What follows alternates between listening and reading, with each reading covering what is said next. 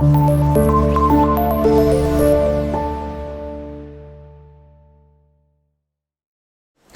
We have question number 8, जिसकी हमारे पास यहाँ पर स्टेटमेंट है, उसको अगर आप पढ़ें, a card is selected it at random from a well shuffled pack of 52 playing cards, what will be the probability of selecting a coin first part में, and what will be the probability of neither a coin nor a jack. ये आपने find करना है, ठीक है। अब यहाँ पे हमारे पास जो इसका फर्स्ट पार्ट है उसमें लिखा हुआ है find the probability of getting a coin, ठीक है। अब देखें, पहले आप यहाँ पर अंडरस्टैंड कर लें कि किस तरह के कार्ड्स होते हैं प्लेइंग कार्ड्स के अंदर, उनकी कैटेगरीज क्या क्या होती हैं, ठीक है।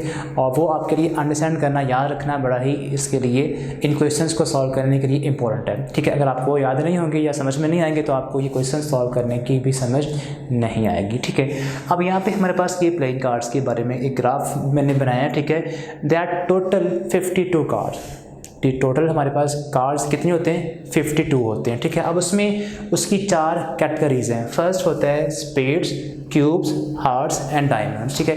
ये इनकी चार कैटेगरीज है और हर एक के अंदर 13 कार्ड्स होते हैं, ठीक है। 13 कार्ड्स स्पेड्स में होते हैं, 13 कार्ड्स क्यूब्स में होते हैं। इनकी शेप एक तरह की होती है, ठीक है। यानी कि 13 कार्ड जो स्पेड्स की होंगी उनकी एक ही तरह की शेप होगी, ठीक है। और या उनके अंदर फिगर एक ही तरह की होगी, ठीक है।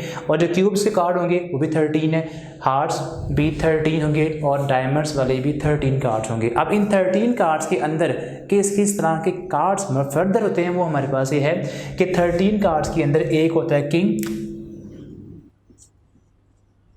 एक कोइन होती है, एक जैक होता है और एक एस होता है, ठीक है। ये इनमें एक हर एक के अंदर, चाहे वो स्पेड हो, क्यूब हो, हार्ट हो या डायमंड हो, हर एक के अंदर एक किंग यहाँ भी है, ठीक है। एक किंग यहाँ भी होगा, एक इसका भी किंग होगा, एक डायमंड का भी किंग होगा, ठीक है। क्वीन भी हर एक की होगी, स्पेड की भी एक होगी, क्यूब्स की भी एक होगी, हार्ट्स की में भी एक होगी, डायमंड्स में भी एक होगी, जैक भी हर एक के अंदर एक होगा, एंड देन एस भी हर एक के अंदर एक होगा, ठीक है। अब उसके बाद ये तो हो गए 4 कार्ड्स, 13 में से 4 कार्ड ये हो गए, किंग, क्वीन, जैक और एस, एक ये कार्ड हो गया। पीछे बच गए 9 कार्ड्स, ठीक है। अब उन कार्ड्स के ऊपर होता है सिंपल नंबर लिखे होते हैं, ठीक है। नंबर कहाँ से कहाँ तक, 2 से लेकर 10 तक, ठीक है। एक कार्ड के उसके ऊपर ऐसा, सपोज ऐसी कार्ड की शेप होती है, ठीक है। यहाँ भी 2 लिखा होता है, यहाँ भी 2 लिखा होता है। अब सपोज अगर वो हार्ट्स वाला कार्ड है तो उसमें यहाँ पर हार्ट ऐसे बने होंगे, इस तरह के 2 हार्ट्स बने होंगे, ठीक है। तो बाकी आपके पास रिमेनिंग कार्ड होते हैं, ठीक है, किंग, क्वीन, जैक और एस के अलावा, ठीक है। उनके ऊपर इस तरह की शेप होती हैं, ठीक है। 2 होगा, फिर यहाँ पर 3 होगा, कोई एक कार्ड के ऊपर यहाँ पे 3 हार्ट्स हो जाएंगे। तो इस तरह हमारे पास ये बाकी जो है वो 9 कार्ड्स, यहाँ पे 9 कार्ड्स ये हो जाएंगे 2 से 10 नंबरिंग वाले, ठीक है। 10, 11, 12 और 13 कार्ड्स हर एक के अंदर ऐसे ही होगा, ठीक है। तो ये हमारे पास जो प्लेइंग कार्ड्स है उनके बारे में कहने की, जो कार्ड्स फर्दर होते हैं उनके अंदर, उनके बारे में ये थोड़ा सा नॉलेज था, ठीक है। होप सो आपको याद हो गया होगा। अब हमने यहाँ पर फाइंड करना है what is the probability of a queen, queen आने के कितने चांसेस हैं। अब पहले बात आपको ये आइडिया हो कि क्वीन होती कितनी है प्लेइंग कार्ड्स के अंदर, ठीक है। 4 होती हैं, किस तरह से, एक क्वीन इसकी, एक इसकी क्वीन, एक इसकी क्वीन, एक इसकी क्वीन, ठीक है। तो ये 4 क्वींस बनती है यहाँ पर, ठीक है, प्लेइंग कार्ड्स के अंदर। लेट कर लें, let A be the probability या event, let A be the event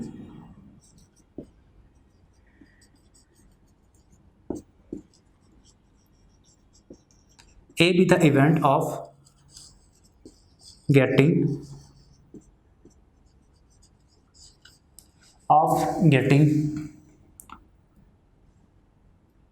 queen, ठीक है।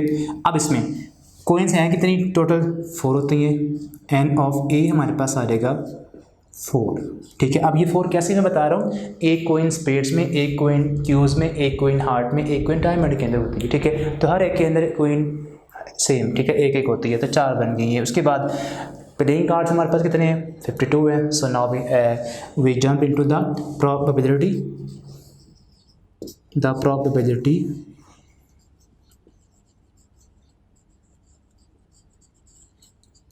ऑफ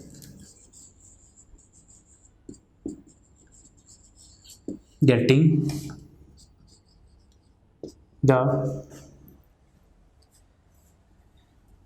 queen अब उसमें हमारे पास फार्मूला यहाँ पर यूज़ करना है, P of A equals to N of A over N of S. अब एन ऑफ ए किसके इक्वल है, 4k, एन ऑफ एस किसके इक्वल है, 52k। इनकी आप कटिंग करेंगे 4k टेबल के ऊपर, तो 1/13 इसका आंसर आएगा। ठीक है, ये इसका फर्स्ट पार्ट था। सेकंड पार्ट हमारे पास यहाँ पर है कि neither a queen nor a jack, इनके यानी कि अगर ना तो क्वीन आए ना जैक आए, इसके क्या क्या चांसेस हैं। ठीक है, ये आपने फाइंड करना। लेट पहले तो आप फाइंड करेंगे what is the probability of getting a queen and a jack. ठीक है, नॉट को हटाकर, तो लेट करें यहाँ पर, let A be the event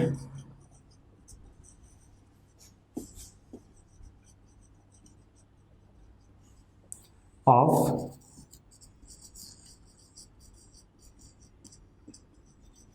getting a queen and a jack। तो पहले आप फाइंड करें कितनी क्वीन और कितने जैक हैं। ठीक है, क्वीन हमें अभी प्रीवियसली पढ़ा 4 क्वींस होती हैं। ठीक है, और जैक भी ऐसे 4 होते हैं हर एक के। ठीक है, तो 4 क्वींस और 4 जैक इन 52 प्लेइंग कार्ड्स के अंदर, तो ये हो गए 8। ठीक है, तो numbers of queen and jack cards वो हमारे पास कितने होते हैं, वो होंगे 8। नाउ एन ऑफ एस हमारे पास किसके इक्वल है, वो इक्वल है 52 के। So now the probability of event ए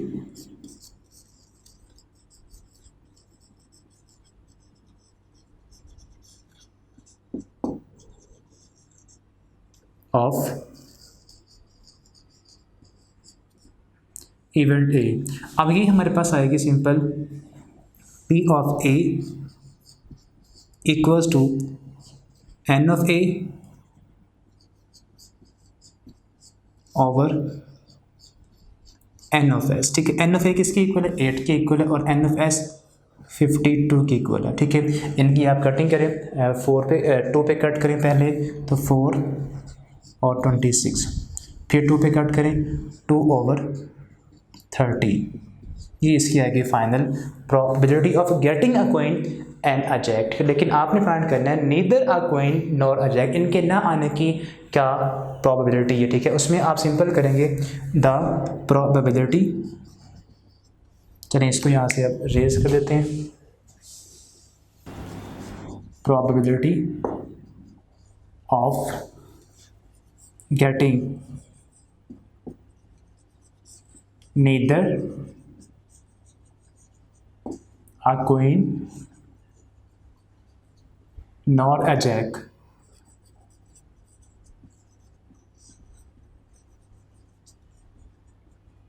वो हमारे पास आएगी P of A complement equals to 1 minus P of A।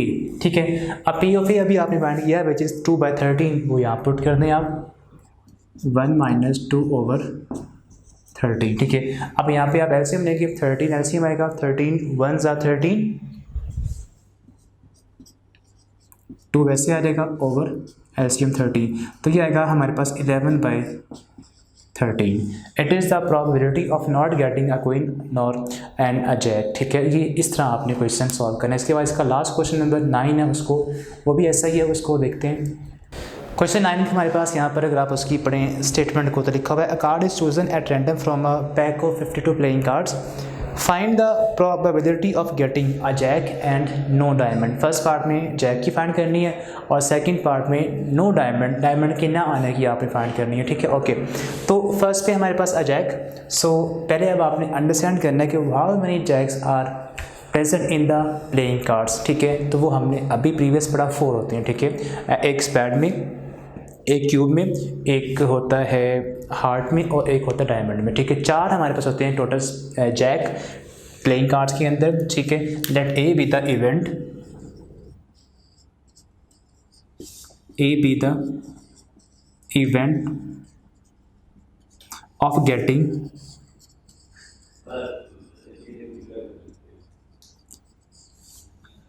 Jack, तो ए एन ऑफ ए हमारे पास यहाँ पर आएगा 4। ठीक ठीक है। अब उसके बाद the probability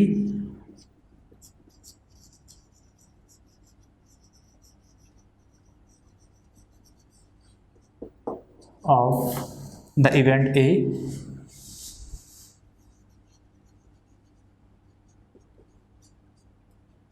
P of A हमारे पास आ जाएगा N of A over N of S। N of A 4 के इक्वल है, N of S equals to 52 और ये कटने के बाद आएगा 1/13। ठीक है, ओके। इसके बाद सेकंड जो हमारे पास इसका पार्ट है उसमें कहता है नो डायमंड। डायमंड के ना आने की क्या प्रोबेबिलिटी है, no diamond.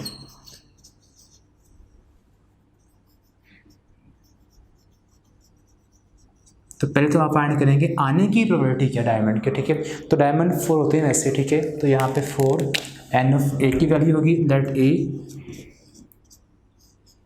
B the event of getting a diamond।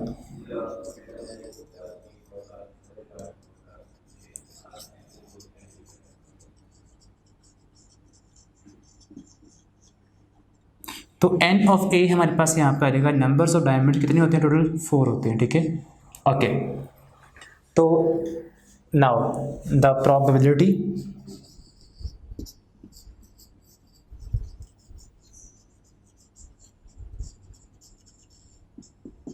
of the event A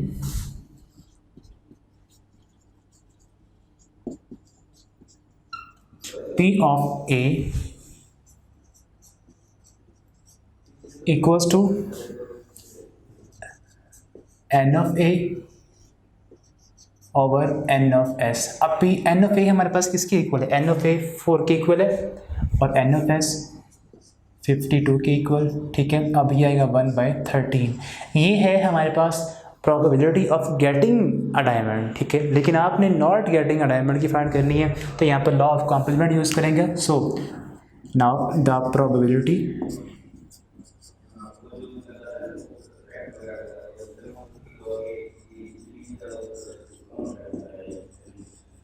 of no diamond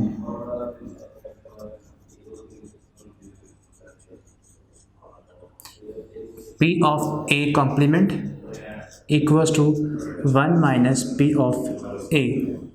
1 minus P of A equals to 1/13। यहाँ पुट करते हैं आप, तो ये बनेगा 13 1 ज़ा 13 माइनस 1 ओवर 13, 12 ओवर 13 इसका आएगा आंसर, ठीक है। तो ये इस क्वेश्चन का फाइनल आंसर जो कि लास्ट क्वेश्चन था। ऑप्शन आपने ये तमाम के तमाम क्वेश्चन अंडरस्टैंड कर लिए होंगे। अब इसके बाद हम नेक्स्ट वीडियो में सॉल्व करेंगे 13.2। तब तक के लिए अल्लाह हाफिज़।